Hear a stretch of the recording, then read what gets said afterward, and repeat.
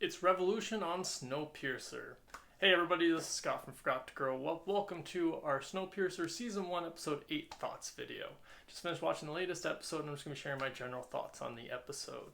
Like I said, in this episode, the revolution has finally started on Snowpiercer. Layton has got the tail marching forward through the train just as Melanie's treachery about Wilford has come to light amongst the first class passengers. And so yes, this episode was really interesting, maybe probably one of my favorite episodes of the season so far, just because we finally get into that fun, well, not fun, I guess isn't the right word for it, but the what we've been building up to this season, the revolution of the tail trying to take their place, take a little bit more of a place on the train. As Layton puts it, it's time for the train to work for everybody, right? And it's one train, and so I really enjoyed that. I like that we finally got the start to this revolution that we've been building to this season. It was a little sooner than I thought. I was a little worried that this was like the season finale potentially, and that's why we were getting this revolution, that we were going to be left on a cliffhanger. But thankfully there's 2 more episodes left in the season for us to see where this revolution goes, see how far the tail is able to get, and see what happens with Melanie and the first class members. And so I'm really interested to see where the rest of the season goes. I really enjoyed this episode. I liked seeing Melanie and Ruth, I believe her name is. Damn it, I'm so bad with names.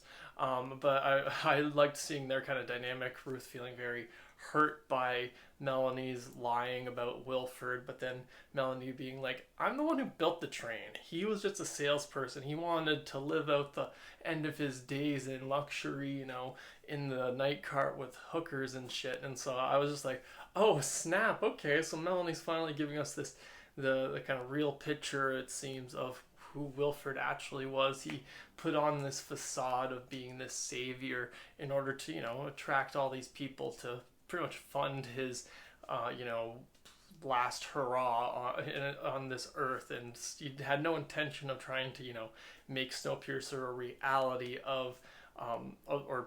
make the reality of Snowpiercer be able to save humanity. So I really enjoyed that, like a very little conversation we had between Melanie and Ruth, where you see this, Ruth's so hurt about, this lying, and Melanie's just like, I kind of had to, I had to do it to save humanity. So I really enjoyed this episode and exploring more of the kind of motivations behind why Melanie has kept this secret about Wilford for so long. Apparently it's been since Snowpiercer first took off. That was another interesting fact we learned in this episode, is that she says that she left him on the side track, which means beside the train, as it took off. And so that was like, oh, I thought I had gotten the impression that maybe he had lived a few years and then had died eventually, but it turns out Melanie the whole time had just, had taken control, because she didn't see Wilford as the actual man that everybody else saw.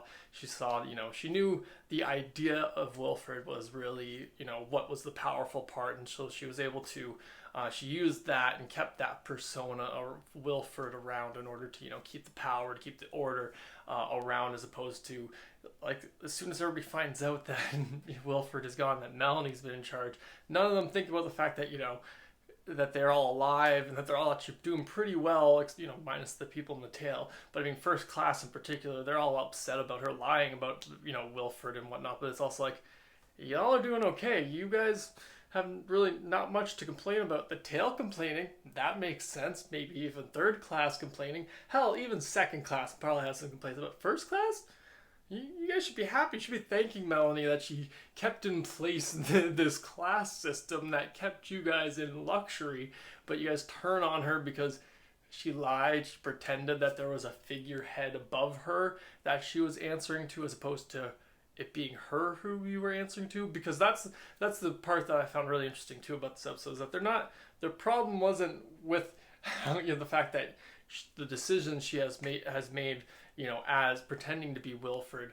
It's the fact that she lied that Wilford was in charge. Like, everybody was fine with him being in charge because he was the one who built the train and was the one who funded it all, or put the project together of Snowpiercer and having it be a thing that saves humanity. So it was So it's really just interesting to me that for everybody in first class just completely forgets the, how they've gotten to where they are right now is because Melanie has been in charge, as opposed to this thought in their head that she's somehow because she's been lying, that has some kind of treacherous reason behind it, which is not really. She just sees that as the best way to keep order. So I just thought that was really interesting kind of thought that I had about first class and their whole problem with Melanie pretending to be Wilfred, because especially once the revolution starts from the tail, it's like, okay, you guys really want to keep crying about who's in charge as opposed to maybe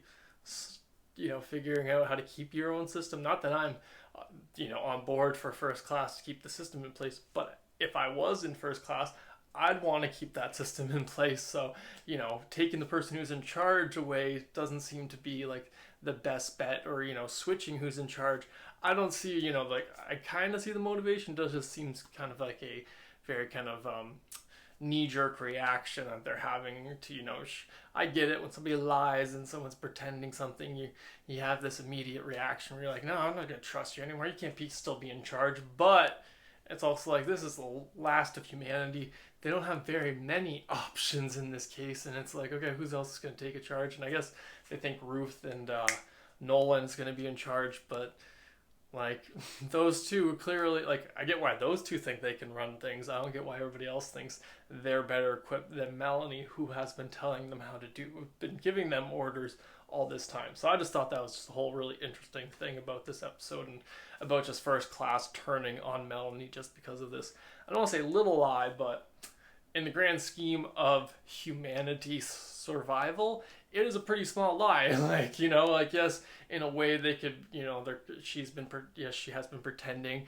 of, the man behind the curtain, as the expression goes. But at the same time, that would only be a problem if, they had a problem with the way they've been treating, which first class doesn't seem to. They don't seem to have a problem with the way they've been treated up to now. So I don't see why they want to turn on Melanie, the one who's been keeping this all in place. So I just thought that was really interesting. This whole episode I found really interesting. I'm really excited to get to the last 2 episodes of this season, see where they're going to leave off this season, if we're going to leave it in a way that we're going to get another season. I think they're setting this up to be a multiple season show. I hope so, at least. I enjoy it enough, and it's it's a funny thing because I'm like, they can obviously keep doing seasons pretty cheap because it all takes place on very limited sets. You don't have to go to locations, you don't have to do things, and like the CGI can be pretty limited because they just have to come up with a few train scenes that they can clip throughout the whole season. So I'm really hoping this is being set up for another season, but that's a topic for another video. What did you guys think of this latest episode of Snowpiercer? For sure, let me know in the comments below. If you're curious about more of my thoughts on Snowpiercer and other TV shows, be sure to subscribe to the channel and check out my TV show thoughts playlist, which I've linked at the end of the video. But thanks again for joining me today. Be sure to subscribe to the channel if you haven't already, and have a good one.